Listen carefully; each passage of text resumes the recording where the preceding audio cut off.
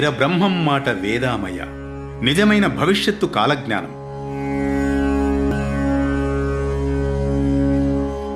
సృష్టిలో అందరూ సాధారణంగానే జన్మిస్తారు. సాధన చేసిన వాడికి ఏదైనా సాధ్యమే.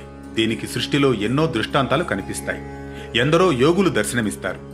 అందులోని కాలజ్ఞాని శ్రీమద్విరాట్ వీరబ్రహ్మేంద్ర స్వామి ఆరాధనా దినోత్సవం సందర్భంగా వారి విశిష్టతను తెలియజేసేదే ఈనాటి పరమార్థం.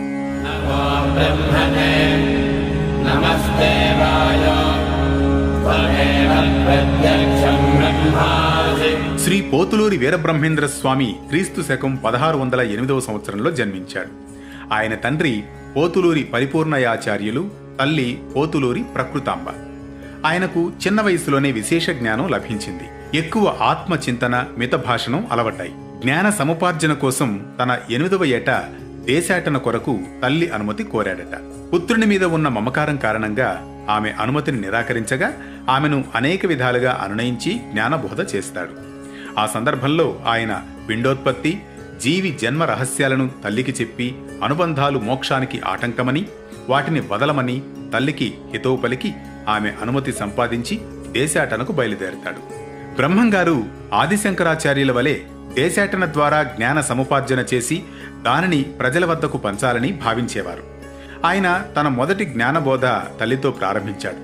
శరీరం పాంచభౌతికమని, ఆకాశం, గాలి, అగ్ని, పృథ్వీ, నీరు అనే 5 అంశాలతో చేయబడిందని, సమస్త ప్రకృతితో కన్ను, ముక్కు, చెవి, నోరు, చర్మం అనే జ్ఞానేంద్రియాల ద్వారా సంబంధం ఏర్పరచుకొని జ్ఞానం సంపాదిస్తామని, వీటి ద్వారా నేను అనే అహం జనిస్తుందని, ఆత్మ సాక్షిగా మాత్రమే ఉంటుందని, బుద్ధి జీవుని నడిపిస్తుందని, బుద్ధిని కర్మ నడిపిస్తుందని, దాన్ని తప్పించడం ఎవరికీ సాధ్యపడదని, ఈ విషయాన్ని గ్రహించి ఎవరు పరబ్రహ్మను ధ్యానిస్తారో వారు మోక్షాన్ని పొందుతారని బోధించిన నిజమైన యోగి పొంగవుడు శ్రీమద్విరాట్ వీరబ్రహ్మేంద్ర స్వామివారు.